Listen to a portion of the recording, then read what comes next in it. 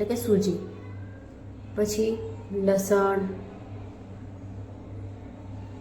જીરું, ધાણા જીરું, હળદર, મીઠું, લાલ મરચું પાવડર, અજમો અને કશ્મીરી લાલ મરચું લીધું છે મેં, કેમ કે સ્પાઇસી નથી બનાવવાનું, કેમ કે બાળકો જે છે એ તીખું નથી ખાતા એના કારણથી.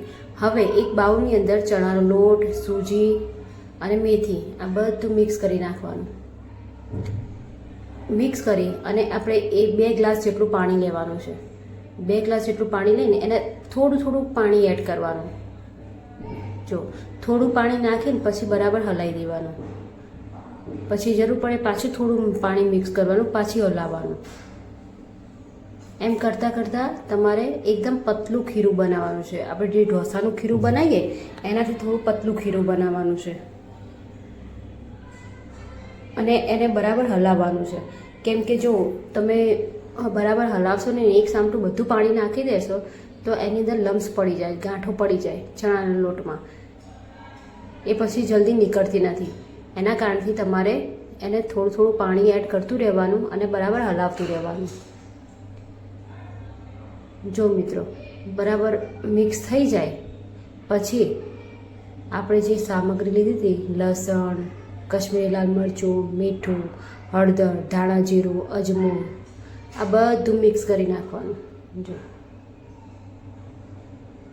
બધો સામાન છે ને અંદર મિક્સ કરી નાખવાનો. અને જો ચીલા એકલા મેથીના નથી બનતા, તમે બીટ પણ નાખી શકો, ગાજર, પછી દૂધી, આ બધું તમે મિક્સ કરીને પણ નાખી શકો. કેમ કે નાના બાળકો છે એ બીટને નથી ખાતા, શિમલા મરચું, બીટ, ગાજર નથી ખાતા. એટલે આની અંદર તમારે શું કરવાનું, બીટને પણ છીણી નાખવાનું, એકદમ ઝીણી છીણ આવે ને એવું કરી નાખવાનું. ગાજરને પણ છીણી નાખવાનું અને શિમલા મરચું પણ છીણી નાખવાનું. તો જો આ બધાનું વિટામિન ને કેલ્શિયમ જે હોય છે ને એ બધું વિટામિન મળી જશે છોકરાઓને અને એ લોકો ખાઈ પણ લેશે અને ટેસ્ટી પણ બનશે. અને આ ચિલ્લાની અંદર એક ખાસિયત એ છે કે તમારે તેલ ઓછું જાય, ઓછું ઓઇલ એ કરવાનું છે.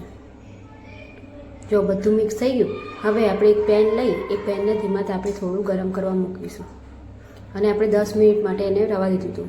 જે આપણે મિક્સ કર્યું હતું ખીરું અને 10 મિનિટ પછી આપણે જોયું તો કમ્પ્લીટ એને ફૂલી ગયું છે. જો જરૂર પડે તમને તો એમાં પાણી નાખી શકો. હવે જો આપણું જે પેન હતું ને ગરમ થઈ ગયું છે. હવે એની અંદર વધારે નહીં, ખાલી 1 ચમચી જેટલું તેલ નાખવાનું અને એને શું કરવાનું, તવા ઉપર ચારો તરફ ફેરવી દેવાનું. ચારો તરફ જ્યારે તેલ ફેલાઈ જાય પછી આપણે શું જે ઢોસાનું ખીરું પાથરીએ છીએ આપણે તવાની ઉપર, એમ 1 ચમચો ખીરું લઈને અને પછી એને ઢોસાની જેમ પાથરી નાખવાનું. અને પાથર્યા પછી જો તમને એવું લાગે તો થોડા હેન્ડ વોશ કરીને અને પછી એને પાણીવાળો હાથ કરીને અને એને તમે હાથથી પાથરી શકો છો. પાણીવાળો હાથ કરશો એટલે થોડું ગરમ ઓછું લાગશે તમને. અને પાણીવાળા હાથથી તમે કરશો ને એને તો ચારો તરફ એને જે લેયર હશે ને એ કમ્પ્લીટ આવશે ને પતલું નહીં જાડું, ચારો તરફ મસ્ત ચીલ્લો પથરાઈ જશે. હવે એને ધીમા તાપે થવા દેવાનું. એક સાઈડમાં ચડી જાય પછી જ એને બીજી સાઈડમાં પલટાવવાનું.